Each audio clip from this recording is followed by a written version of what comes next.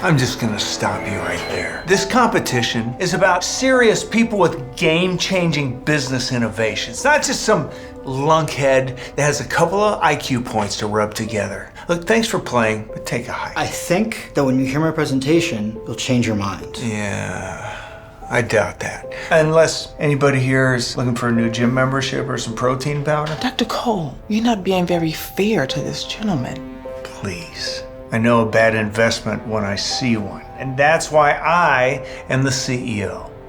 But no offense. I mean, if we were looking for new dumbbells, like you would be at the top of our list. Like, but you need to go. I think that you're gonna want to hear what I have to say.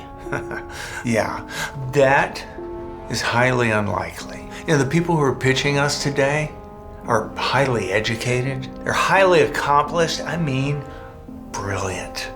Not just some wannabe WWE wrestler who's all strung out on anabolic steroids. My software. Spit it out, Hercules. Come on. What are we doing here? We're wasting time thinking this Neanderthal is going to teach us something about innovation? I mean, he's lucky he can even walk upright. Good job, though. There's no reason to be cruel. He is a human being. I am not being cruel. I'm being honest. And that stutter, it makes you sound almost as stupid as you look, and that is no mean feat. Good job. Don't you know that you shouldn't judge a book by its cover? You never know what's inside. Thank you. Put a pin in that, because we are wasting our time humoring a high school dropout. But she's right. History is riddled with examples of groundbreaking innovations that came from the most unlikely sources. That's wonderful. Now I've got Arnold Schwarzenegger lecturing me on history. Wow, that is incredible. In the 1950s, a single mother by the name of Bette Nesbitt Graham invented liquid paper while she was working as a secretary. Her invention changed the way the companies all over the world do their paperwork. She sold her company for millions. Who cares? That was one time. What about Hedy Lamarr? To the world, just a famous actress. But Hedy helped the US Navy invent a radio frequency hopping system that bolstered national security and laid the groundwork for Bluetooth and Wi-Fi, which we use to this day. What if the US Navy had just dismissed Hedy because she didn't look like an inventor? Where would we be today? Well, that's ridiculous. Why do you think you can come in here and trot out a couple 100-year-old ideas and think that equals a trend? Now, why would somebody who spends more time at the gym than the library think that they have something valuable to offer this company? I'm gonna go ahead and say, hard pass, bye-bye. Wait, don't you think we should at least hear his idea before we say no to it? I mean, that is the point of this whole pitch-a-thon, to find undiscovered talent. Seriously? Seriously. The only thing that this gym rat is good for is wasting our time! He's already here, Dr. Cole. What's the harm? All right, Ted. Let's get this over with. My cutting-edge algorithm will revolutionize... You made an algorithm? Huh? Can you even spell the word algorithm? What would you say if I told you that not only does my algorithm work, it can save you millions of dollars a year? Oh, I'd say you're a liar. I mean, there's zero chance that an algorithm you made even works, much less one that is that effective. Come on. Are you telling me you're believing anything this idiot says? You're not even giving him a chance, Dr. Cole. Well, I haven't had security drag him out by his collar yet, have I? Well, you haven't let him finish a thought either, let alone this pitch. And I just don't think it's very fair. Oh, it's not fair. All right, I'll tell you what's not fair. What's not fair is that someone who is as accomplished and as educated and as well-spoken as me has to sit here and listen to this caveman tell me how to run my business. Sir, not only is my algorithm functional, but with the right funding, I can bring it to market this quarter. Oh, yeah, sure you can. And I'm Tony Stark. All right, I think we've tolerated enough of you. Carl? You're making a mistake. No, I didn't. I don't make mistakes. Take him out of here, Carl. Now! Was it really necessary? We have real pitches from actual geniuses to hear. We wasted enough time listening to He-Man stutter through every sentence, okay? Well, frankly, I disagree. And I find your actions off-putting and extremely unprofessional. Is that so? Yeah. Well, good.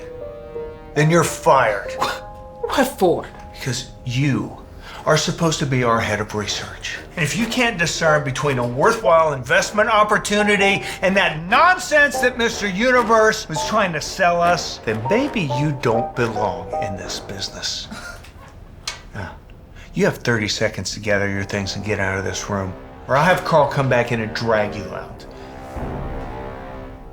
20 seconds.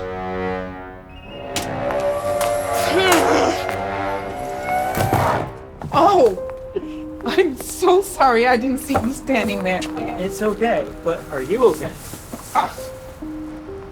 Not really. Dr. Cole fired me. He's completely lost his mind. What a jerk. He had no right to treat you that way in there. I really appreciate you saying that, but I hope you didn't just get fired because of me. No, it was a long time coming. We were never a real fit in the first place. Yeah, I don't get it. How can you be so upbeat after what just happened in there? I'm used to people judging me for my physique. It's actually why I started working out in the first place. So, growing up, I was a scrawny, skinny kid with a stutter, which means I got bullied every single day of my life. Kids can be unkind.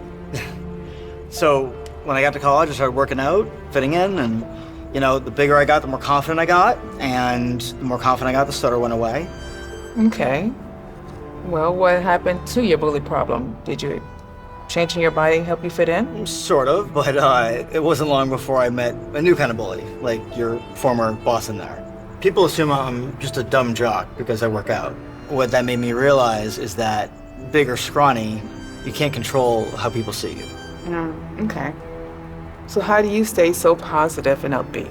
The key, I think, is to not let others' perception of you control you. You know, I like to think that the best idea eventually wins, which is why I'm looking for financiers right now.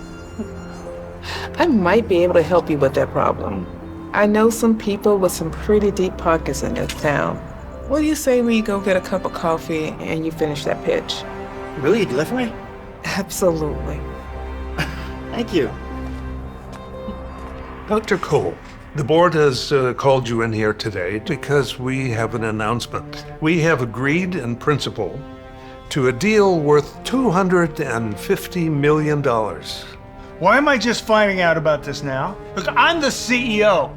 I'm the one that's supposed to be out there making the deals. We almost couldn't close this deal because we had to promise the startup CEO to keep you out of the negotiations. Out of the negotiations? That's ridiculous. I've been on the cover of Fortune magazine twice.